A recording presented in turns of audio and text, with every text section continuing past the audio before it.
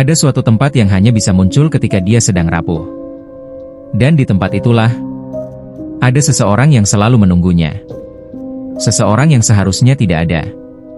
Seseorang yang memanggilnya untuk hadir. Ia tidak datang sendirian. Dan mungkin saja, ia tidak akan keluar sebagai orang yang sama. Rania, 24 tahun, seorang data analis di sebuah perusahaan startup, melewati jalan pendek menuju gedung kantornya setiap pagi. Akan tetapi pada suatu malam, ketika ia tengah lembur sendirian, ia melihat sesuatu yang tak pernah ada sebelumnya. Sebuah gedung tua 4 lantai berdiri tepat di samping kantornya. Arsitekturnya pun tak masuk akal. Modern, tapi tua, kaca jendelanya hitam sepenuhnya, dan terdapat nomor besar di bagian depan. 404. Rania mengerutkan dahi. Gedung itu tak pernah ada sebelumnya. Bahkan lahan itu sebelumnya kosong. Namun anehnya, pintu kacanya terbuka sedikit, seolah ada seseorang yang mengundangnya untuk masuk ke sana. Dan dari dalam, terdengar suara aneh. Masuklah Rania. Rania langsung merinding seketika. Karena tak ada seorang pun di sana. Rania pun bergegas mencari satpam.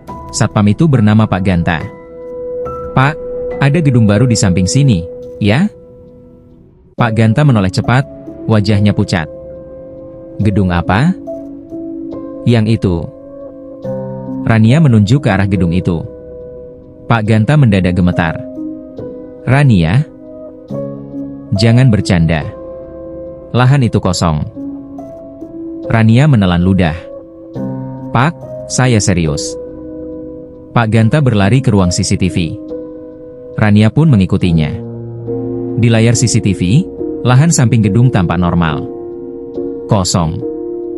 Gelap. Hanya aspal. Tapi Rania melihat jelas gedung itu dengan mata kepalanya sendiri. Ia memaksa Pak Ganta untuk keluar memeriksa gedung itu. Mereka berdiri di depan gedung 404. Hasilnya, Rania melihat gedungnya. Pak Ganta melihat lahan kosong. "Rania?" Pak Ganta mundur. Gedung itu hanya muncul untuk orang tertentu. Rania menatap kosong. "Kenapa untuk saya?" Pak Ganta tidak menjawab. Saat Rania menatap gedung itu, pintu kaca berderi terbuka. Pelan. Sangat pelan. Seolah ada tangan tak terlihat yang menariknya. Dari dalam, cahaya redup menyala. Tak ada lampu.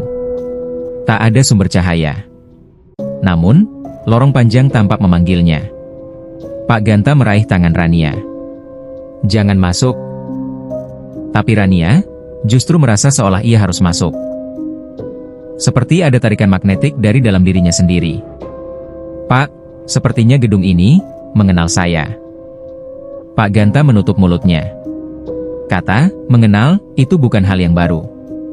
Ia pernah mendengar cerita lama tentang gedung itu. Dengan suara bergetar, Pak Ganta bercerita. Dulu, sebelum kawasan ini dibangun, terdapat sebuah gedung pusat penelitian yang besar. Mereka mengembangkan teknologi implan memori dan manipulasi kesadaran.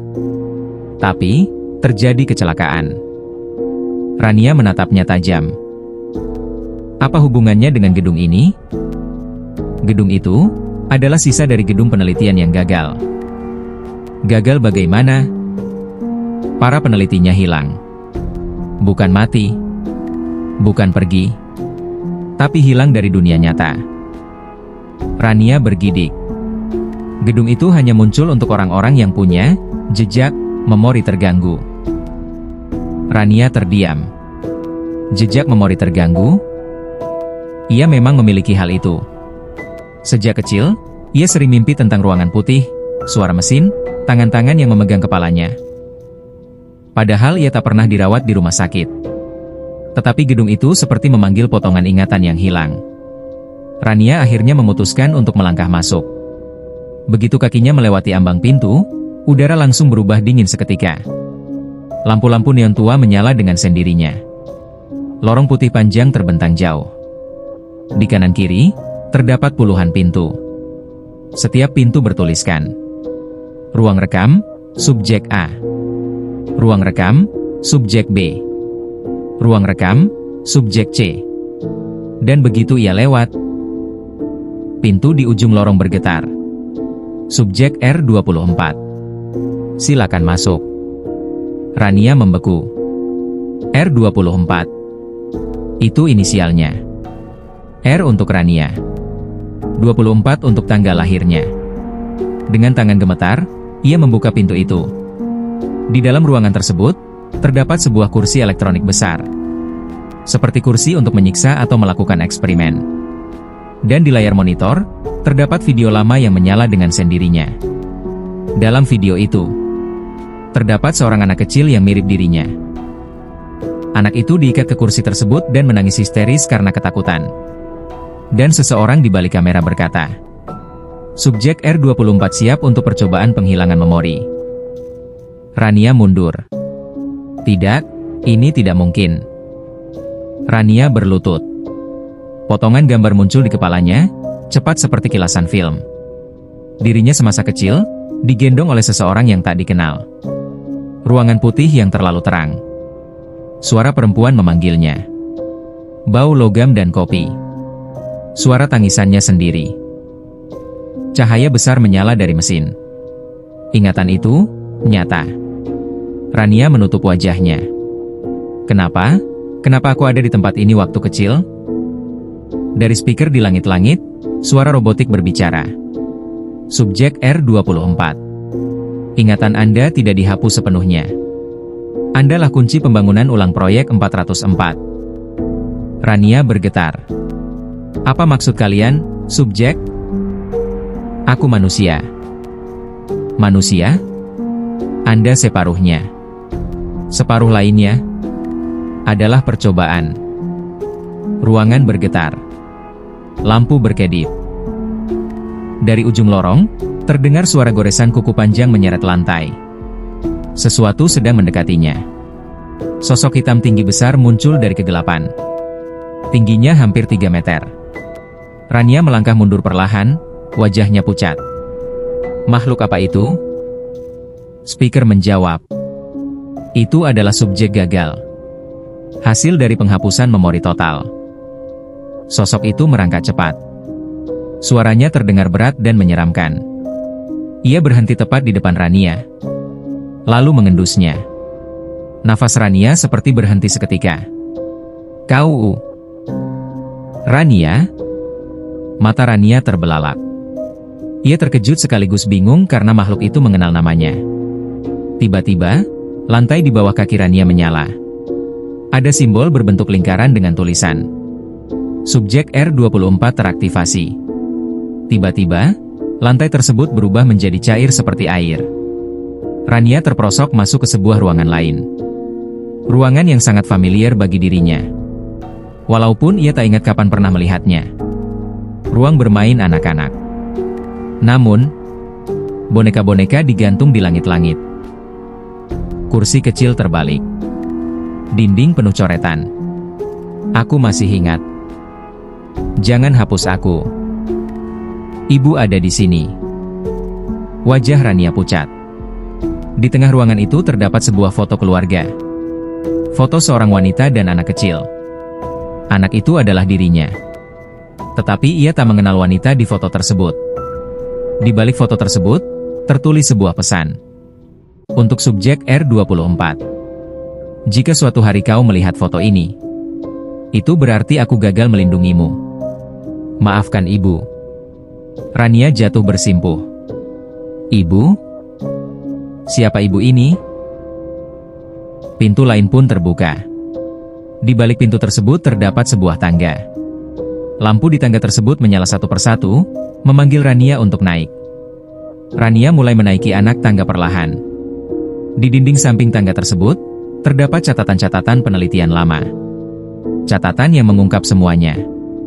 Proyek 404 adalah proyek pemecahan jiwa, untuk menjadikan seseorang pewaris kesadaran. Subjek anak-anak paling mudah dimanipulasi. R24 adalah subjek paling stabil, tapi memiliki emosi berbahaya. Ingatannya dihapus berkali-kali. Ibunya adalah peneliti yang membelot dan mencoba menghentikan percobaan. Tiba-tiba tangga tersebut bergetar. Sosok hitam tinggi besar itu mulai memasuki ruangan. Tak ada pilihan lain. Rania harus segera tiba di lantai 2. Ia segera berlari menaiki beberapa anak tangga lagi. Dan lantai pertama runtuh di bawahnya. Lantai 2 tampak seperti kantor modern. Namun semuanya terasa kosong. Meja-mejanya bersih tanpa barang. Komputer menyala tanpa pengguna. Dan suara keyboard yang mengetik sendiri. Rania berjalan perlahan. Tiba-tiba, di layar komputer tersebut berubah tampilan. Selamat datang di pikiranmu sendiri. Seluruh layar komputer menampilkan foto Rania kecil. Dengan tulisan, Subjek R24, proses rekonstruksi memori diaktifkan. Layar-layar berkedip, membentuk video. Di video itu, Rania kecil menangis, memohon. "Ibu, jangan tinggalkan aku." Lalu terlihat ibunya. Wanita di foto tadi. Berlari sambil memeluknya. "Maaf, Ran, mereka ingin menghapusmu." Ibu mencoba menghentikannya. "Jangan pernah kembali ke gedung ini." Rania gemetar. "Kalau begitu, kenapa aku kembali?" Tiba-tiba terdengar suara seseorang. "Karena akulah yang memanggilmu." Rania memutar badan. Di ujung ruangan, tampak berdiri seorang pria muda, tampan namun pucat, memakai jas putih ilmiah tua. Ia tersenyum pahit. "Aku, saudaramu." Rania terpaku. Kata, "saudara," itu membentur kepalanya seperti palu. "Aku, nggak punya saudara," bisiknya pelan. Pria itu berjalan mendekat. Sepatu kulitnya menginjak lantai kantor yang mengkilap tanpa suara. Badge di jasnya tergantung miring, tulisannya buram, seperti sengaja dikaburkan. "Ya. Mereka memastikan kau percaya begitu," katanya tenang. "Namaku Rafik. Kakakmu. Kakak kembarmu, lebih tepatnya." Rania menggeleng refleks. "Kalau aku punya saudara kembar, aku pasti ingat." Rafik tersenyum getir. "Kenanganmu pernah diambil di gedung ini." Monitor-monitor di sekeliling mereka mendadak menampilkan rekaman baru. Video bersuara rusak, penuh noise, memperlihatkan dua anak kecil, Rania dan satu anak laki-laki yang wajahnya mirip sekali, berlari di koridor putih. Rania kecil tertawa. Anak laki-laki itu menggenggam tangannya. "Rania, jangan takut. Kalau mereka marah, kita lari ke pintu darurat, ya." Lalu rekaman tiba-tiba berganti. Ruang putih. Rania kecil duduk di kursi dengan helm logam di kepalanya. Di sampingnya kursi kosong, bekas seseorang yang baru saja duduk. Suara laki-laki dewasa terdengar. "Subjek R24 siap." Subjek R23 dipindahkan ke fase penyimpanan. Rania dewasa berbisik lirih, nyaris tanpa suara. "R24. R23. Rafik menatapnya, matanya memerah. "R23 itu aku." Kaki Rania terasa lemah seketika, ia memegang meja agar tidak jatuh. "Gedung ini, apa sebenarnya yang terjadi?" Rafik menatap sekeliling. Lampu-lampu kantor meredup, monitor menjadi hitam semua, menyisakan bayangan mereka berdua. "Secara legal, dulu ini disebut Pusat Penelitian Neurokognitif," katanya. "Tapi itu cuma topeng. Tempat ini adalah gudang memori dan jiwa. Mereka mengambil anak-anak seperti kita, untuk menguji batas pikiran manusia." Rania menarik nafas pendek. Jantungnya berdebar tak normal. "Kenapa aku? Kenapa kita?" "Karena kita kembar," jawab Rafik dingin. "Mereka ingin tahu apakah memori satu orang bisa dipindahkan sebagian ke orang lain. Apakah satu jiwa bisa dipecah, disalin, atau disembunyikan?" Ia menatap Rania dengan mata sayu. "Mereka mencoba menjadikanmu wadah yang bersih. Dan aku, dijadikan tempat sampah untuk semua yang tak mereka inginkan." Monitor di pojok tiba-tiba menyala sendiri, menampilkan rekaman lain. Rafik kecil menjerit saat helmnya menyala, sementara Rania kecil di ruangan lain menangis memanggil namanya. Rania menutup mulut, tubuhnya bergetar hebat. "Itu, nggak mungkin, aku nggak mungkin lupa." Rafik mendekat. Suaranya pelan, tapi menusuk. "Mereka menghapus memori tentangku.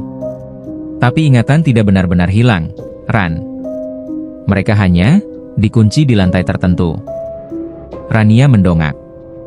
Lantai tertentu? Rafiq mengangguk. Gedung ini tidak berdiri secara fisik seperti biasanya. Setiap lantai adalah lapisan, ruang yang mengikat memori, trauma, dan entitas yang lahir dari eksperimen mereka. Karena itu gedung ini hanya muncul di malam tertentu, untuk orang-orang yang masih terikat dengannya. Ia menatap lurus ke mata Rania. Karena itu kau akhirnya kembali. Kalau aku mau pergi dari sini, Rania berusaha mengatur napas, aku harus apa? Rafiq berjalan ke salah satu meja, mengambil sebuah kartu akses transparan yang entah kapan muncul. Kartu itu bercahaya samar. Kau harus menaiki gedung ini sampai lantai paling atas, katanya. Di sana ada inti gedung, ruang penyimpanan utama. Kalau inti itu dihancurkan, semua jiwa yang masih terikat akan bebas. Termasuk kamu? Rania bertanya. Rafiq tersenyum lemah. Aku, salah satu di antaranya. Suara langkah kaki terdengar dari ujung ruangan. Keduanya serentak menoleh. Di kegelapan koridor, muncul sosok manusia dengan jas putih, tanpa wajah.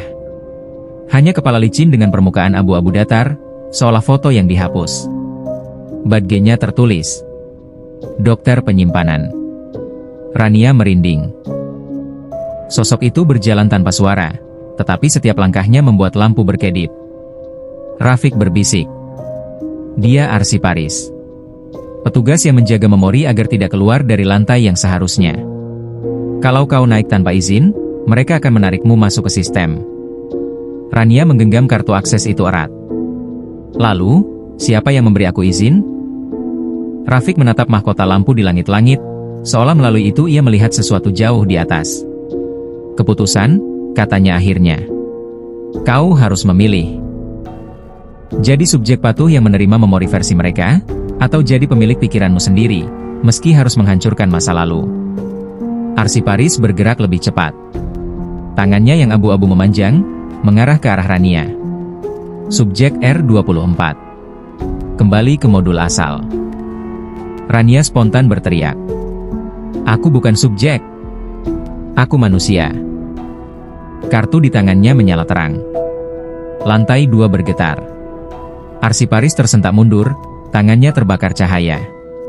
Di tengah getaran itu, lift di ujung ruangan berbunyi ding. Pintunya terbuka sendiri. Lampu di atasnya berkedip. Lantai 3, ruang percobaan emosi. Rafiq tersenyum tipis. Kau sudah memilih, Ran. Ia melangkah ke samping.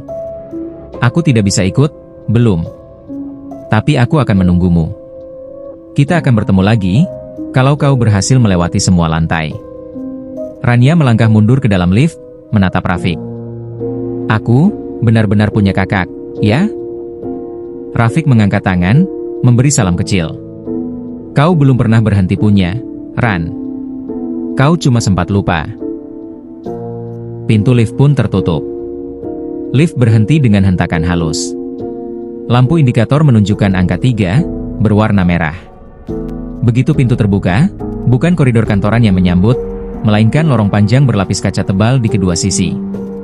Di balik kaca-kaca itu, ada ruangan-ruangan kecil, masing-masing berisi satu orang yang duduk memeluk lutut. Mereka menangis. Mulut terbuka, wajah tertekuk putus asa. Tapi tak ada suara yang keluar. Seperti film dengan audio dimatikan.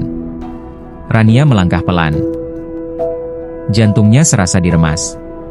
Di salah satu ruangan, seorang wanita dewasa mengguncang tubuhnya sendiri, menampar wajahnya, menanduk dinding. Di ruangan lainnya, seorang pria memukul kaca berkali-kali sampai tangannya berdarah, darah yang anehnya menghilang begitu menyentuh lantai. Di tiap pintu ruangan, terdapat label. Emosi, takut. Emosi, marah. Emosi, putus asa. Emosi, bersalah. Rania berbisik pada dirinya sendiri. Ini, penjara emosi. Di ujung lorong, ada satu ruangan terbesar. Labelnya berbeda. Subjek utama, R24 inti trauma. Rania menelan ludah. Inti, traumaku? Kaca ruangan itu buram sejenak, lalu perlahan menjadi bening. Di dalamnya, seorang gadis kecil, versi mini dari Rania, duduk di lantai, memeluk lutut, tubuhnya gemetar. Di belakangnya, terdengar percikan air. Seperti suara kolam, atau bak mandi, atau sesuatu yang berhubungan dengan air. Rania mendekat, menempelkan telapak tangan ke kaca. Kenapa mereka mengurung kalian di sini? Lorong mendadak bergaung. Karena mereka tahu, selama emosi dikurung, subjek akan patuh. Suara itu datang dari speaker di langit-langit. Suara laki-laki dewasa, tenang, seolah membacakan hasil penelitian. Ketika trauma diisolasi, memori bisa diatur ulang. Tanpa kesedihan, manusia hanya data. Rania mengepal. Siapapun kamu yang melakukannya padaku. Suara itu tertawa kecil. Aku hanya ilmuwan. Gedung ini hidup karena kalian. Karena teriakan yang tak pernah diberi ruang. Gadis kecil di ruangan itu menatap Rania. Matanya sama. Basah, penuh ketakutan. Bibit amarah, takut, dan sayang berbaur di dada Rania. Kalau aku bebaskan mereka, apa yang terjadi? Tanya Rania. Suara itu menjawab dengan enteng. Kau akan merasakan semuanya sekaligus. Rasa sakit, takut, marah, kehilangan. Dan gedung ini akan kehilangan bahan bakarnya. Lampu berkedip. Lorong bergetar halus. Dan itu berarti aku juga akan hilang. Rania menutup mata. Seketika, ia mengingat sekilas hal yang selama ini seperti bayangan. Air. Suara sirene. Tubuh kecilnya tenggelam. Seseorang berteriak memanggil namanya. Lalu tangan kuat mengangkatnya, mendorongnya ke tepian. Dan wajah Rafiq kecil, yang memaksanya naik, sementara dirinya terseret arus. Kilasan itu hilang. Rafiq, dia yang menyelamatkanku, gumam Rania. Traumamu tentang air, kejadian itulah yang membuat kalian dibawa ke sini, suara dari speaker menjelaskan. Mereka melihat potensi. Dua anak yang pernah berdiri di pintu kematian yang sama. Rania membuka mata. Selama ini, aku hidup dengan rasa takut tenggelam, tetapi melupakan orang yang menolongku. Gadis kecil di ruangan itu menatapnya makin intens. Air di belakangnya berputar, seolah kolam muncul dari lantai. Rania menggenggam kartu akses. Cahaya di dalamnya berdenyut. Kau mau tetap di sana? Tanya Rania pada gadis kecil itu. Atau kau mau keluar, meski harus merasa sakit lagi? Gadis kecil itu berdiri pelan. Dia tidak bersuara, tapi mulutnya membentuk kata. Aku mau pulang. Kaca bergetar. Speaker memperingatkan. Jika kau menghancurkan satu ruangan, maka stabilitas lantai akan runtuh. Rania tersenyum miris. Bagus. Sudah saatnya. Ia mengangkat kartu dan menekannya ke kaca tersebut. Kartu menyala terang, membentuk retakan pada kaca. Kaca tersebut pun pecah, tapi pecahannya tidak jatuh. Mereka melayang, lalu lenyap menjadi cahaya. Semua ruangan di kedua sisi lorong ikut bergetar. Kaca-kaca mereka retak, lalu pecah berderet, seperti gelombang. Para tahanan emosi, pria, wanita, anak kecil, orang tua, semuanya perlahan keluar. Ada yang menangis, ada yang tertawa histeris, ada yang hanya terdiam. Namun satu hal sama. Suara mereka kembali. Tangisan memenuhi udara. Jeritan marah, rintih sakit, tawa histeris. Lantai 3 menjadi badai emosi. Rania terhuyung. Tubuhnya seperti disambar sesuatu. Semua emosi yang pernah ia tekan. Ketakutan saat hampir tenggelam, kesepian ditinggal ibu bekerja, kebingungan kehilangan Rafiq tanpa penjelasan, memukulnya dalam satu gelombang. Namun, di tengah kebisingan itu, gadis kecil tadi berjalan mendekatinya. Mereka saling menatap. Rania meraih tangan gadis itu. Begitu sentuhan terjadi, gadis itu menyatu menjadi cahaya dan masuk ke dada Rania. Rania terengah, tapi dadanya terasa utuh. Sakit, tapi utuh. Speaker di langit-langit berderit, suara pria tadi menjadi parau. Subjek R24. Emosi utama kembali ke tubuh, sistem kehilangan kendali. Lampu padam sebentar, lalu menyala kembali dengan warna merah. Di ujung lorong, pintu lift kembali terbuka. Tanda di atasnya kini bertuliskan lantai 4 ruang kontrak.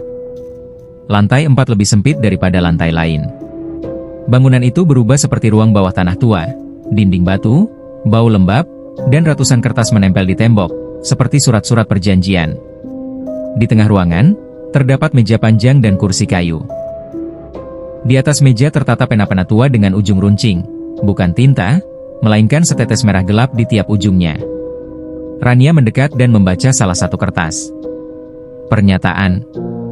Saya menyetujui penghapusan sebagian memori saya demi mendapatkan hilangnya rasa sakit, hilangnya rasa takut, hilangnya rasa bersalah.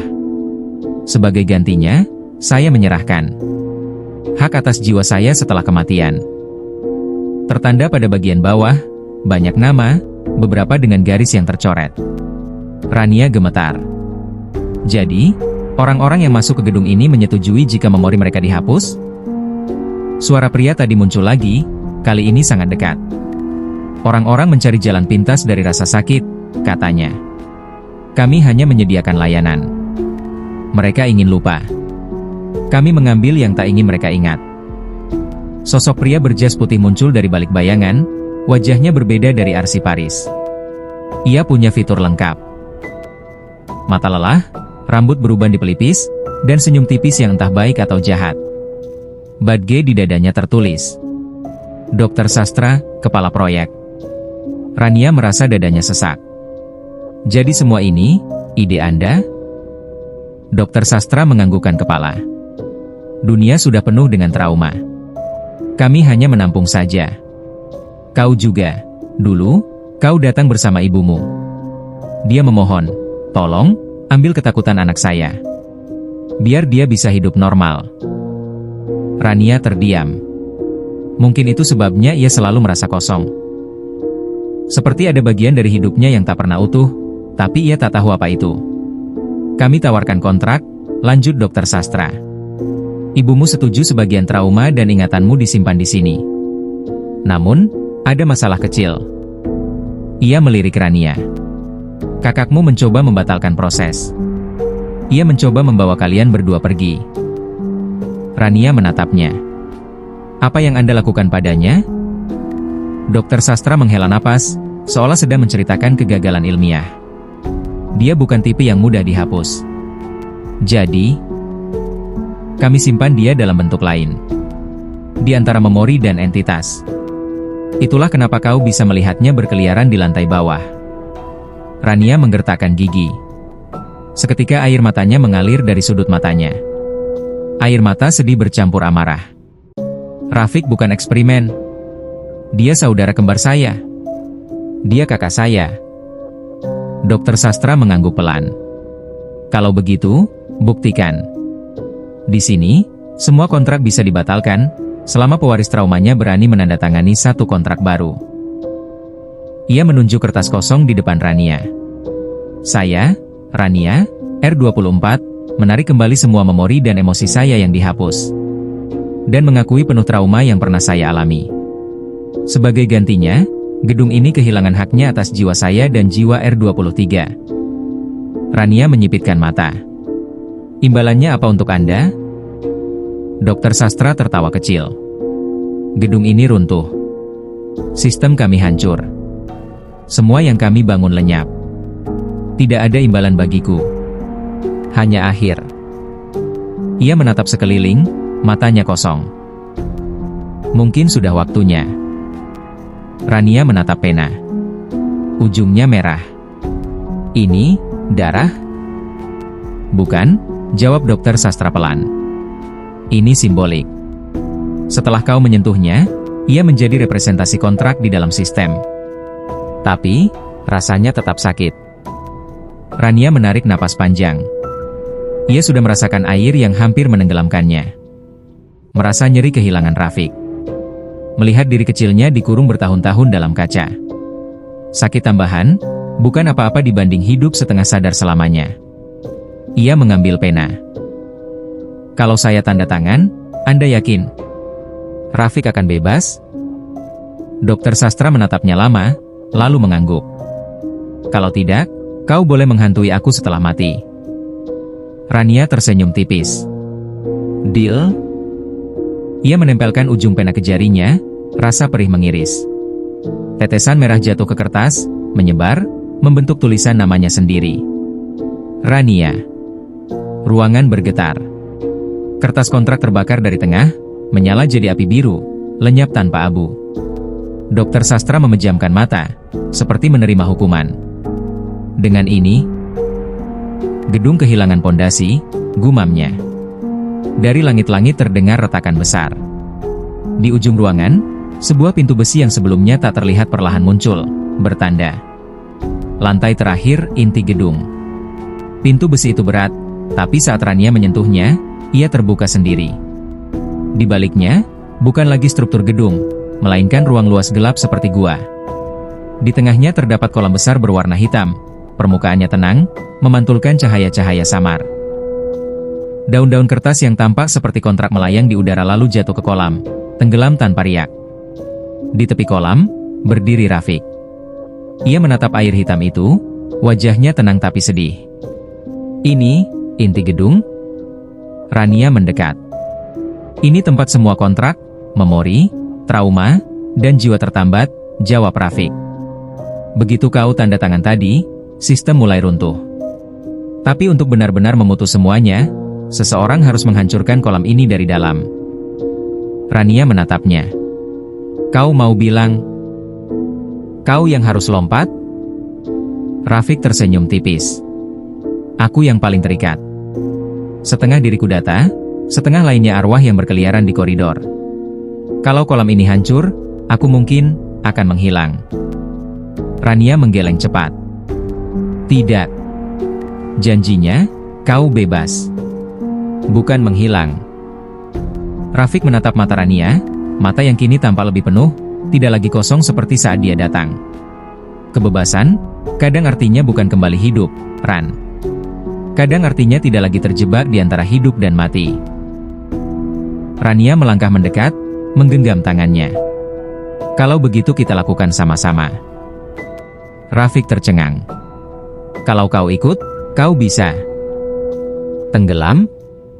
Rania memotong. Aku sudah hampir mati tenggelam sekali. Dan aku selamat karena kamu. Kali ini, kalau kita pergi bareng. Atau kita temukan cara lain bareng. Kolam hitam itu berputar pelan, seperti menunggu. Suara dokter sastra terdengar samar, seolah dari jauh. Kalian gila, tapi mungkin memang harus begini. Langit-langit goyah. Batu-batu runtuh di pinggir gua. Rania menggenggam tangan Rafiq lebih erat. Kalau aku melompat sendirian, kau tetap akan terikat di sini, kan? Rafiq mengangguk pelan. Kalau hanya aku, kau tetap bawa sebagian memoriku yang sudah terkena eksperimen. Kau akan selalu punya bayangan gedung ini di ujung pikiran. Kalau kita berdua melompat, mungkin sistem bingung. Dua bagian jiwa yang harusnya terpisah, kini bersatu dan menolak logika. Itu bisa jadi error yang cukup besar untuk menghancurkan semuanya. Rania menarik napas panjang. Matanya berkaca-kaca, tapi suaranya mantap. Kalau hidup normal artinya melupakanmu lagi, aku nggak mau. Rafiq tertawa, setengah haru. Bocah keras kepala. Mereka berdiri di pinggir kolam. Air hitam di bawah berputar cepat. Di permukaannya, Rania melihat bayangan masa lalu. Diri kecilnya tenggelam, Rafiq menolong, dokter sastra menandatangani berkas, ibunya menangis di lorong, kaca-kaca pecah di lantai 3, semua wajah tahanan emosi, arsiparis tanpa wajah, kantor kosong di lantai 2. Semua bercampur menjadi satu pusaran. Rania memandang Rafiq. Kita pulang, ya? Rafiq mengangguk. Mereka melompat. Rasa dingin menyergap seperti jutaan jarum. Rania merasa tubuhnya ditarik ke segala arah. Ada suara-suara memanggil namanya, suara tangis, tawa, jeritan, suara mesin, suara air. Lalu semuanya berhenti. Ia terbatuk keras. Udara malam yang lembab memenuhi paru-parunya. Ketika membuka mata, Ia mendapati dirinya tergeletak di depan sebuah bangunan tua yang sudah runtuh setengah, dikelilingi garis polisi yang pudar. Tak ada papan nama. Tak ada lampu. Hanya tembok kusam dengan jendela pecah. Tak ada gedung tinggi modern, tak ada lift, tak ada lantai-lantai aneh. Ia bangkit perlahan. Di saku jaketnya, ia menemukan sesuatu. Foto kecil yang lusuh, foto diri kecilnya berdiri di samping seorang anak laki-laki yang mirip sekali dengannya, sama-sama tersenyum canggung ke kamera. Di balik foto, tertulis, "Rania Irafik, jangan pisah lagi, ya." Air mata mengalir tanpa bisa ia tahan. "Rafik, kau beneran ada." Suara motor terdengar mendekat. Seorang wanita setengah baya turun dari motor, wajahnya pucat begitu melihat Rania. "Rania? Astaga, kamu ngapain di sini?" Itu ibunya. Rania menatap bangunan runtuh, lalu ibunya ikut menatap bangunan itu. "Bu, ini gedung apa?" Ibunya menggigit bibir, matanya bergetar. "Ini dulu tempat ibu melakukan kesalahan besar." Rania tidak menjawab. Ia menyodorkan foto itu. "Ibu, selama ini aku punya saudara kembar ya?" Air mata ibunya jatuh seketika. Hati ibunya terasa hancur. "Ibu, gak bisa menyelamatkan dia, Ran?" "Ibu." Rania memeluknya erat. "Bu," suaranya lembut tapi tegas, "kita gak usah bohong lagi. Aku ingat semuanya. Tapi aku juga tahu, ibu sudah cukup tersiksa." Ibunya terisak di pelukannya. Di dalam kepalanya, Rania mendengar suara samar, hangat, menggoda. "Heh, sekarang kamu yang jagain ibu, ya? Aku mau istirahat dulu. Bye-bye." Rania tersenyum di antara air mata. "Terima kasih, Kak." Angin malam bertiup pelan, melewati rangka gedung tua itu. Jika seseorang melihat dari jauh, mungkin mereka hanya melihat dua siluet, ibu dan anak, berpelukan di depan bangunan terbengkalai. Tak ada yang tahu bahwa di tempat itu dulu berdiri gedung yang hanya muncul di malam tertentu, menyimpan ratusan kontrak, emosi, dan jiwa yang ditahan. Kini, bangunannya benar-benar diam. Tak ada lampu berkedip. Tak ada lift yang bergerak sendiri. Tak ada lagi anak kecil yang menangis di balik kaca. Hanya serpihan masa lalu yang perlahan berubah menjadi sesuatu yang baru. Bukan kutukan, tapi pelajaran. Dan untuk pertama kalinya dalam hidupnya, Rania merasa kepalanya milik dirinya sendiri. Beberapa bangunan tidak pernah benar-benar berdiri dari batu, melainkan dari potongan jiwa yang hilang. Kita semua menyimpan bagian yang ingin kita lupakan. Dan hari ini, Rania telah menemukannya kembali. Sampai jumpa di tempat lain yang seharusnya tak pernah ada.